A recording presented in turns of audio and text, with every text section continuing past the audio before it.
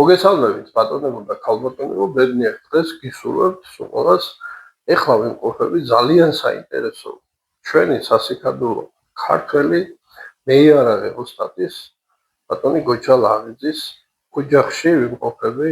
მემიწვია თვითონ ბატონმა გოჩამ და ესეთი საინტერესო თავის პირადი კოლექციიდან იარაღების აღწერა გადაღება და ჩვენება ვინდა გავაკეთოთ საზოგადოებისთვის, ხალხისთვის, რომელიც დაინტერესებული ამ პიროვნებით შრომობს ბატონი გოჩა ჰოლანდიაში და აკეთებს ქართულ სატევარს, ქართულ ხანჯარს, ხმალს და ასე შემდეგ. მრავალ პროექტზე მუშაობს, თვითონ ბატონი გოჩა მოგვიყვება დანარჩენს ყველაფერს. გამარჯობათ ბატონო გოჩა. გამარჯობა. ბედნიერ დღეს გისურვებთ. მადლობთ ასევე. და მოკლედ 2 სიტყვით ვისაუბროთ. ჯერ გადავიღებ ამ საოცარ ხმილებებს. პირველი მოგვიყევით ამ ხმალზე. ეს ხმალი არის ეგრეთ წოდებული ჭოლაური, რომელიც სრულიად შემთხვევით ჩამივარდა ხელში. ეს ხმალი არის ქართული, ეგრეთ წოდებული ღამურა დამღებით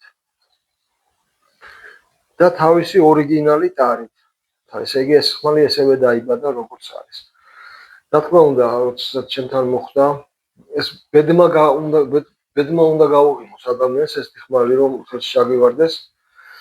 წელი აწერია 1795, ესე იგი ერეკლე მეორე ცოცხალი იყო მაშინ, როდესაც ეს ხმალი გაკეთდა და აწერია ოსტატის სახელი მუხამედი. გააკეთა მუხამედმა.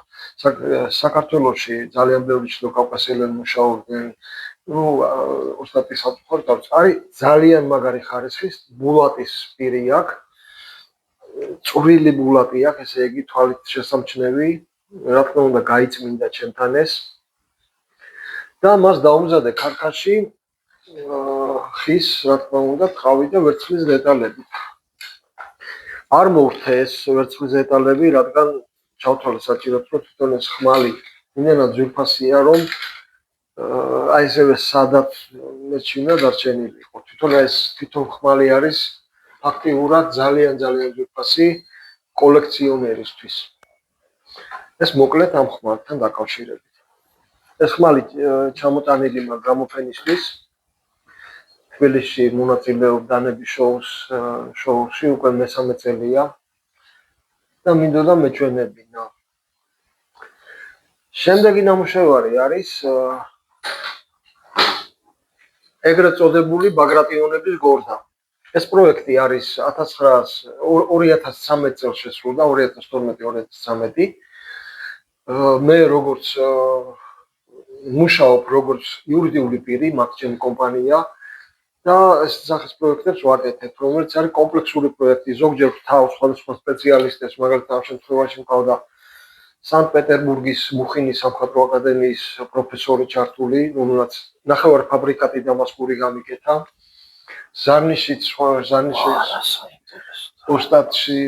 ოსტატი კიდე ქართველი ოსტატი ჩავრთე და ამის ინსპირაცია იყო ბაგრატიონების გორდახმალი, რომელიც ეროვნულ მუზეუმში ინახება და ეს ხმალი მე ამ ხმალს ჩავუტარე რესტავრაცია 2009 წელს და ისე მომეწონა, რომ მის მიხედვით გავაკეთე. თუმცა ეს წარწერები მე ვარ ავი მუსაიფი კახბატონის ირაკლისა ეს ნიშნები და რაღაცები ჩემი ინტერპრეტაცია არის ამ ხმლის არის ძალიან მაგარი ფოლადი ხომ რა თქმა უნდა პირველ რიგში იარაღში ფოლადი უნდა იყოს ხელში არის ძალიან მაგარი და თვითონ აი ქართული ხასიათის ხმალია 12 ლალის თვალით ეს ლალის თვლები სპეციალურად გაითალა ინდოეთში ჩემი ზონებისთვის და სულ ჩიტების და ყვავილნარებია ჩიტები და ეს ოდნავ ირანული გავლენაც იგრძნობა ეს ირანული ფანჯრები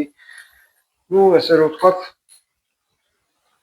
ძალიან მიყვარს ეს ნივთი ეს აქ მაქვს წამოჩენილი ჩემი კოლექციიდან რამდენიმე ნიმუში რომელიც გამოფენაზე უნდა გავიტანო ოქტომბერში გვაქვს 25-ში გამოფენა ბელტმორის სასტუმროში შაბათი დღეა 25 ოქტომბერი და ყველას გიწევთ შესანიშნავი დღე იქნება ეს არის მეიარაღე ოსტატების შეკრება ბატონო ეს ამ ხმალთან დაკავშირებით საინტერესო პირია. ნუ ძალიან ის არის. ეს ხმალი მიყვარს, აი როგორც ჩემი საკუთარი შვილი და ისე ვარ. ეს ხანჯალი არის უახლესი ნამუშევარი 2025 წლის. მოიგო Best of Show ჰოლანდიაში დანების შოუზე. კომპლექსური პროექტია ესეც, ეს არის თბილისელი მეიარაღეების სტილში გაკეთებული 19 საუკუნის პირველი ნახევარი. დამასკური პირით, ოდიშის გადავიღე. დიახ. დამასკური მარტო ღარებში არის, აქეთ იქით მონო არის.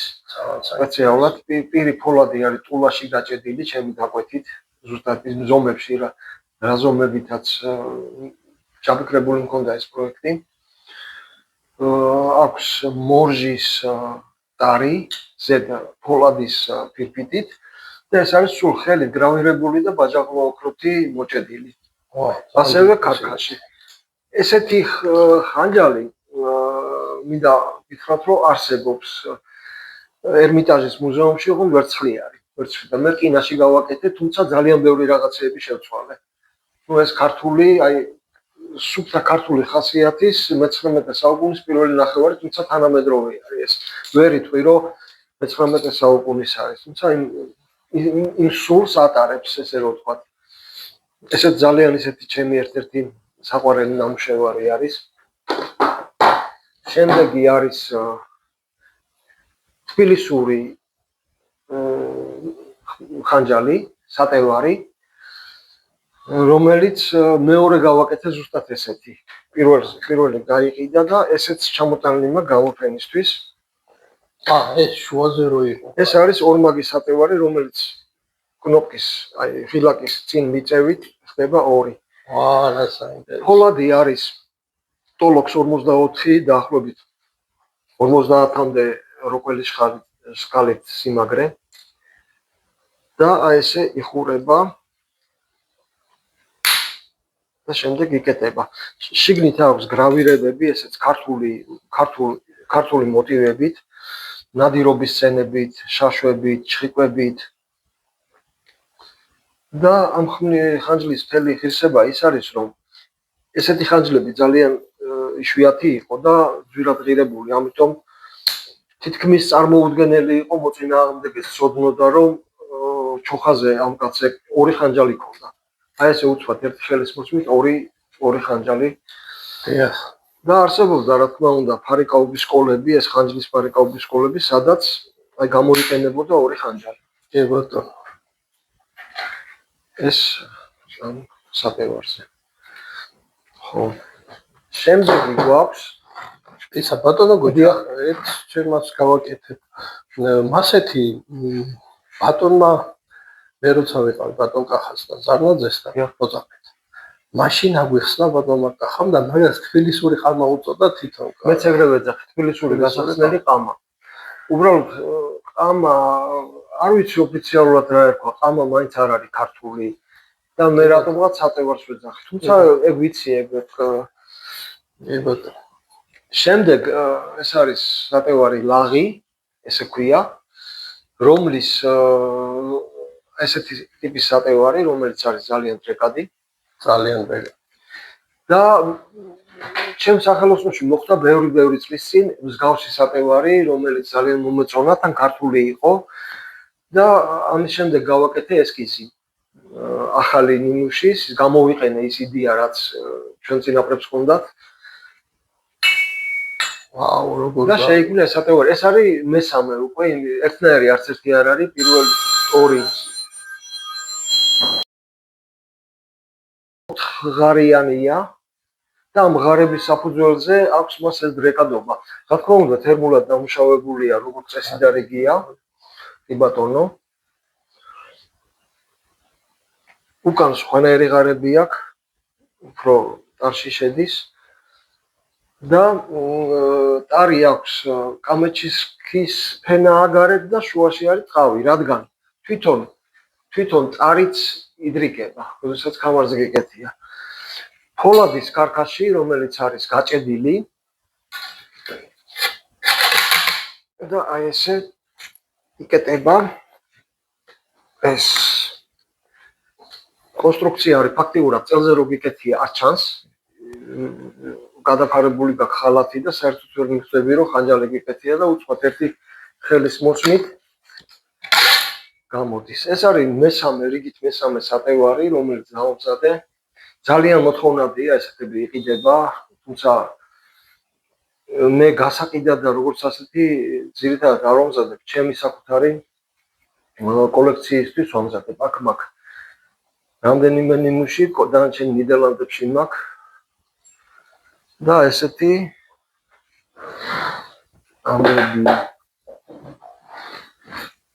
გადმოვიდეთ თქვენ სასასროლი არ არის. კი ბატონო მე ვიყავი შეიარაღებული ძალების ოფიცერი თლიანობაში სტაჟი მაქვს 9 წელი ყველაფერი შევარდი სამხედრო სამსახურის და დაბალური იარაღი ჩემი იყო მაკაროვი აი ესეთი ტიპის მაკაროვი და სულ რაღაცნაირად ნოსტალგიის გრძნობა მქონდა აი ამ დაბალური იარაღზე რომელთანაც ერთად მეძინა რამდენიმე წელი და ამ წლის მაისში მეგობარმა დამითმო ისეთ მეგობრულ ფასში და იარაღი არის ფაქტიურად ახალი. კარგი შენახული. ძალიან კარგი შენახული 71 წლის წელშია გამოშვებული. ორი მჭიდი და მჭიდის ნომრები პირველი და მეორე ემთხვევა იარაღის ნომერს. ეს იშვიათობაა შედარებით. აი ეს არის უბრალოდ სიმბოლურად მაქვს საერთოდ ეს მეტალი რკინა, ეს იარაღი ბავშვობიდან მიყვარს და დავარქვათ თავდაცვის იარაღი. თავდაცვის იარაღი. ესე შეიძლება ითქვას. შემდეგი გვაქვს ეს ბერეტა სულ მოვიწყდება რა უახლესი მოდელი არის. ბერეტა 687 ვერცხლის მტრედი 3. ეს არის ფაქტიურად შარშან ჩამოვიტანე საქართველოში, ჰოლანდიაში ვიყიდე, ნიდერლანდებში და სულ ახალი. და ეს ჩემი სანადირო ხელსაწყოვარი. შეკითხვა მაქვს ეს ბერეტა, მე როგორც ვიცი, მარტო სანადიროთ არ გამოიყენა, მე მგონი სპორტული სასტენდო სროლისთვისაც. დიახ, რა თქმა უნდა, ეს 71-იანი ლულით არის. სანტიმეტრი, ძირითადად 76-ს იყენებენ, მაგრამ ესეც გამოიყენება, რა თქმა უნდა, სასტენდო. ხო, ერთსასხლეტიანი, კი ბატონო. ანუ სპორტული სროლისთვისაც. სპორტული სროლისთვის აი ეს საკიდები არ ქონდა. რადგან სპორტული სროლისთვის არ არის საჭირო, მაგრამ რადგან მე ვნადირობ, თავისი მოყვათ თვითონ კუჩიედო ეს საკიდები და დავაყენე. თქვენ დავაყენე. კი ბატონო. საინტერესო სანადირო სასროლი იარაღია. შემოგვიყვება ბერეტა კაკლის პონდახით, კაკლის ტიპჟირით, ძალიან ლამაზი ტიპჟირი აქვს. მოკლედ, მადლობა ბატონ ბაჩას. სასროლბადეებზე ხო არ გავამახვილე. სასროლბადეებზეც გავამახვილე. ეს არის ჩემი აი ნადირობაზე ძალიან მიყვარს. ბადით თევზაობა, ძირითადად იმერელი ვარ მე და ზირულაში თევზაობა მიყვარს. კი ბატონო, ვიხილეთ თქვენი ვიდეოები. ხო და ეს არის მოგზალებული კოლექცია. ნიდერლანდებში გაცილებით დიდი კოლექცია მაქვს, უფრო მოცულობითი და ბადეების წონა მინდა დავაფიქსირო. თქვენ როგორც ამბობთ 8 კილოიანია ერთი. ეს არის სტანდარტი ბადე, რომლითაც თევზაობა ნებადართულია 20 მმ აქვს. უჯრის ზომა, თვლის ზომა 7 კილო იქნება, 7.7 ეს ძველი ბადეა, ადრე თევზაობდი ამით, ძალიან ადრე, ეს ცოტა ამით აღარ თევზაობ, უბრალოდ სიმბოლურად მაქვს და ორივე მოქსოულია შორაპანში.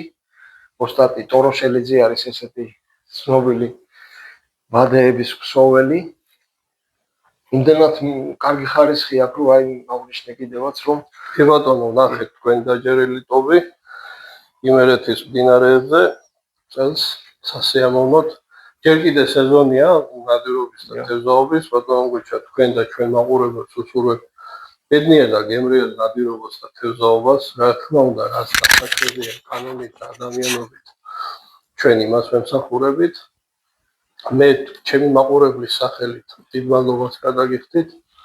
მადლობა რომ ქმნით ასეთ საინტერესო და უნიკალური არახს, რასაც ქართული სატევარი ქვია, ქართული ხმალი და ხანჯალი ქვია და არა მარტო მე ვიცი რომ თქვენ ძალიან ბევრი პროექტები გაქვთ, იგივე აბჯრების, იგივე ჰოლანდიელებისთვის გაქვთ გაკეთებული ძალიან ბევრი იარაღი აღდგენილი და გარესტავრირებული, ასე რომ წარმატებები, მომავალი დიდი და ბედნიერი და ყველაფერი კარგი მინდა გისურვოთ თქვენ და ჩვენი ქართველ მაყურებელს. დიდი მადლობა ბატონო გიორგი თქვენი დროისთვის, ეს ყურადღებისთვის. მე რომ პირველად რომ ნახე შოუზე გადაღებული სულ პატარა მაცაც უნდა ჩანაწერი, იმდენად მომეწონა ხედვა, ის გაფორმება, ის რომ აი პირდაპირ ძალიან მომეწონა რა და მადლობა. დიდი მადლობა ყურადღებისთვის. მართლა ესეთი. აუ დავამთავროთ ამ ლამაზ ნოტაზე და მე კიდე ცალკე გადავიხო. მადლობა თქვენ.